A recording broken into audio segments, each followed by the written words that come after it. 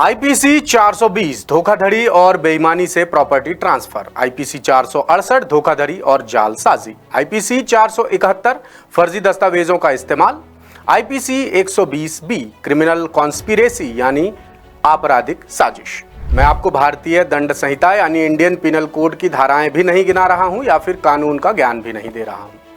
मैं आपको मध्य प्रदेश के एक बड़े अफसर पर दर्ज एफआईआर की धाराएं बता रहा हूं। ये महाशय 1992 बैच के रिटायर्ड आईएफएस ऑफिसर हैं, जिन पर लोकायुक्त में इन गंभीर धाराओं के तहत एफआईआर दर्ज की गई है और मेरे हाथ में इस वक्त एफआईआर की कॉपी और इन महाशय की पूरी काली कुंडली है। फिर से आपको वो धाराएं बता देता हूं जो इन महाशय पर दर्ज हैं।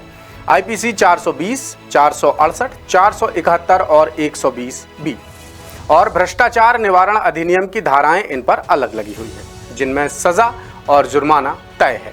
लेकिन मध्य प्रदेश के सरकारी सिस्टम की माया देखिए कि जिस दागी अधिकारी को सजा देना चाहिए उसे वन विकास निगम का सलाहकार बनाकर बैठा दिया गया है।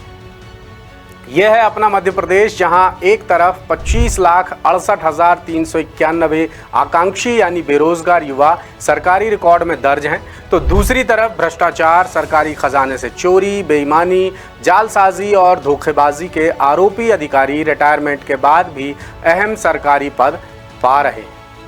उन अफसर का नाम है डॉक्टर यूके सुबुद्धि, जिन्हें मध्य प्रदेश वन विकास निगम का सलाहकार बनाया गया है। यही नहीं, उन्हें रिटायरमेंट वाले पद के बराबर सैलरी और बाकी सरकारी सुख सुविधाएं भी दी जाएंगी। ये उनकी सेवा शर्तों में शामिल है। Doctor Subudhi principal chief conservator of forest यानी पीसीसीएफ के पद से रिटायर हुए हैं।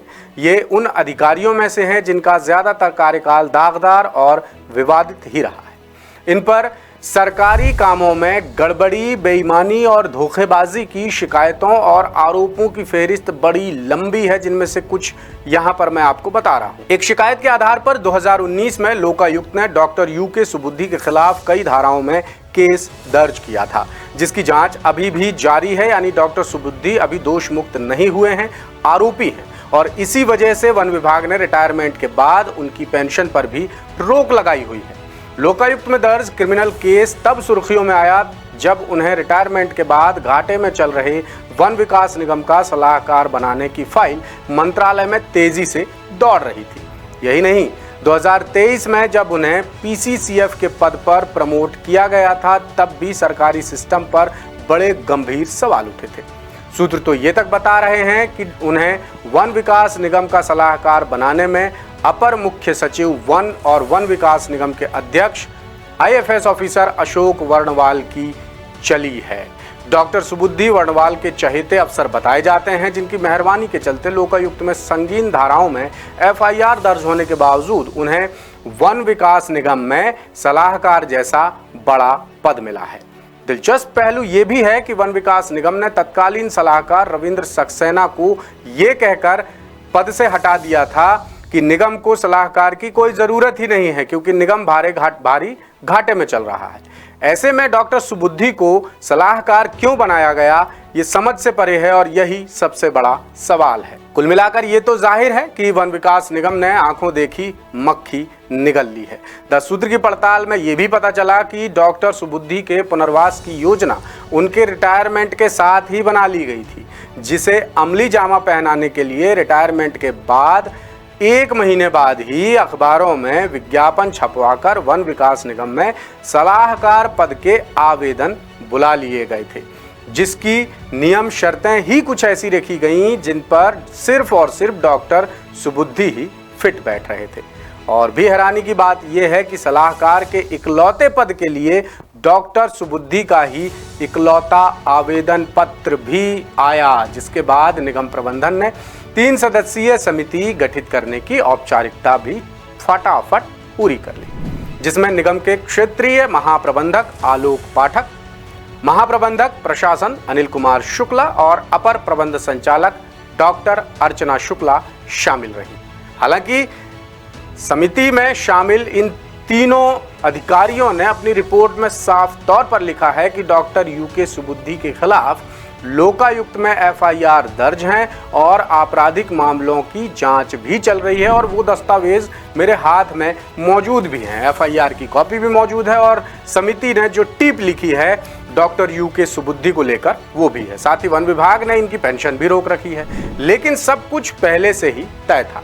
लिहाजा तत्कालीन प्रबंध संचालक वीएन अंबाड़े ने आनन फानन में डॉक्टर सुबुद्धि को निगम का सलाहकार नियुक्त कर दिया। मामले में सवाल ये भी उठ रहे हैं कि भारी घाटे के दौर से गुजर रहे वन विकास निगम को आखिर मोटी सैलरी वाले सलाहकार पद पर नियुक्ति करने की जरूरत क्यों पड़ गई, जबकि निगम में आर्थिक संकट का हवाला देकर पहले से ही नई भर्तियों पर अघोषित रोक लगा दी गई है। साथ ही प्रतिनियुक्ति पर आए अधिकारी कर्मचारियों को भी उनके मूल विभाग में वापस भेज दिया गया है। तो इस बारे में जब हमने सवाल पूछा वन बल प्रमुख वीएन अंबाड़े से, तो अंबाड़े साहब चुप्पी साध गए। उनके पास हमारे सवाल का कोई जवाब नहीं था। वो बोले बाद में बात करेंगे। यानी दाल में कुछ काला नहीं है, बल्कि पूरी की पूरी दाल ही काली नजर आ रही है। ऐसे में सवाल तो उठेंगे ही और सवाल उठ भी रहे हैं।